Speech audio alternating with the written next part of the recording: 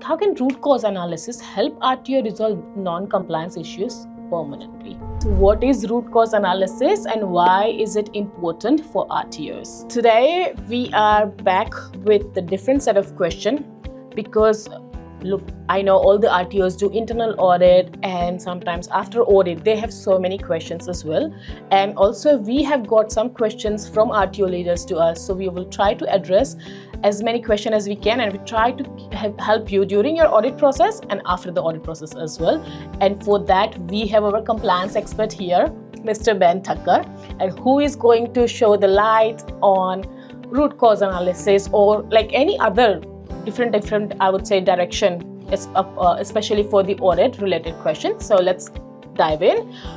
Thank you, Ben Thakkar. Hello everyone. Hello. Hi.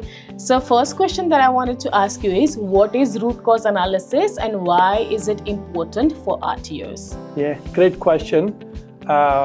Root cause analysis. So it's a root, means we don't go superficial level. We go in a deeper level where exactly the problem is. The cause means, yes, it's caused the problem or situation.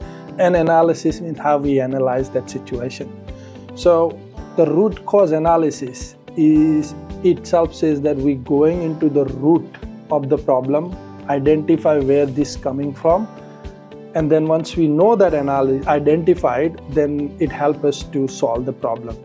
Why that is important? Because if we don't go to the root cause of the problem, then we're not fixing the problem, we're just putting the band-aid. So I can give you an example that, for example, I am getting a stomach ache every week. So that is a symptom. But then I go to doctor, take a medicine, and then we fix it. So that kind of creating a band-aid. But what could be a root cause for this? It could be a different. So that might be identified by your blood test or any other test, and identify that is actually your stomach has lots of inflammation, or your gut bacteria has more issues, and that by taking more and more medicine is actually making even worse, because then the medicine kills more gut bacteria. So that's the example, and that's why in RTO context, why is important? Because then when we get the non-compliance or find any problem, we just say, fix this. But we don't usually sit down and say, but why this happened? What is the reason behind it? So for example, if you are Kaikos RTO in anything that, okay, our admin and student support do not following a course progress. And then the problem is, oh, why are you not following? Just follow this. But that root cause could be that admin or student support actually do not know what to do. Actually not been trained or not been give a professional development around them, or actually not been explained about how the policy work, or not been given all the different templates they need to follow. So that help us to identify, okay, what is the actual problem, where this coming from, and how can we resolve. And how can RTO, how can root cause analysis help RTO resolve non-compliance issues permanently? Yeah, so as I said, that the root cause analysis is actually trying to identifying the problem from the root. And as I say, give you example, when the course progress issue happen, I go and ask the question that, do I give enough training to my staff? Do the staff has a correct policy procedure? Do the staff has the correct tools, equipments, or maybe forms or email templates and all those things? And then we also say, is the staff also following the structure? So when we see all those area, we're able to identify that, okay, it's not actually the staff problem, it's actually I never trained them.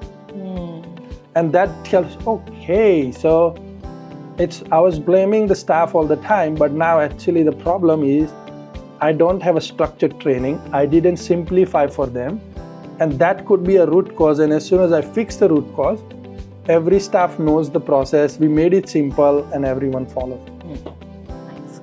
And what are some common compliance issues in RTO, and what are their root causes? So the common non-compliances, I think this root cause apply to everywhere. So for example, if you have a problem in updating your documents on website. So for example, whenever I go to the website, your handbook is out of date. So maybe not current, giving incorrect information and so on and on. So that the compliance issue, and the root cause is said, okay, whenever someone said, we fix it. What if we do? Why this is even happening? Why can't every time there's a new change happen, the person who making a change is also aware that this information need to go to website as well. And that information also go to some other policies and document. If the staff is aware, then that problem will not happen again. So that's why usually we use the root cause to say, identify where the problem coming up, fix from the root, so then it doesn't repeat again and again. Other common issue again related to the validation, that sometimes we did the validation and then we find out the validation was not conducted properly. And then we blame, say, okay, sometimes we tell that, okay, your trainer doesn't know how to do, or whoever part of it missed those things. But then we say, okay, have we actually have a briefing meeting before it? What we expect them to look at it? If somebody need to put one more filter from compliance to double check all those things. So these are the things can actually identify in the root cause analysis and able to solve it. Okay.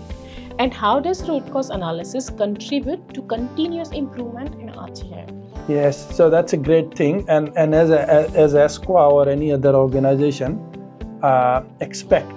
regulator expect that RTO continuously improve their processes. So as soon as you identify the fault, your team sit down and say, okay, let me identify where the root cause is, identify the major problem, create a plan to resolve it, and allocate the right people to fix it. Then that problem is solved, and because that problem is solved from the root, it's a very less chances it's going to repeat it again. And that's why your college or business or anyone actually continuously improving and getting better. Okay. And how can RTO implement root cause analysis in their compliance and audit processes to prevent recurring issues? Yeah, great question. So we usually do this with our client as well. So let's just say one example, the client had an ESCO audit, there was non-compliances. Then we sit down in the meeting, said, okay, this is the non-compliance or issue we get. Now let's discuss in detail why this happened. What was the reason behind it? Who responsible for this? Do we have the right processes there or not? Our documentation is right. Is the people who doing this job, did they have a sufficient knowledge and skill? So we ask all those different type of questions to get the insight, okay, what exactly the problem? And then in the meeting, we identify that, okay, these are the 2 or 3, the root cause for this problem. And the next step is, okay, now we plan how to fix this root cause and then improve from that. So that's how RTO can implement the root cause analysis into their system and improve their system and processes and make it better. Thank you so much. We pretty much learned so much about why root cause analysis is very, very important, especially if you look at them as per from the audit perspective and improving the normal your RTO processes better in every ways. So thank you so much, Ben. Thank you so much for your insight, and yeah, thank you. Thank you, Maahi. Thank you, guys. Master compliance today. Connect with our experts. Call us today.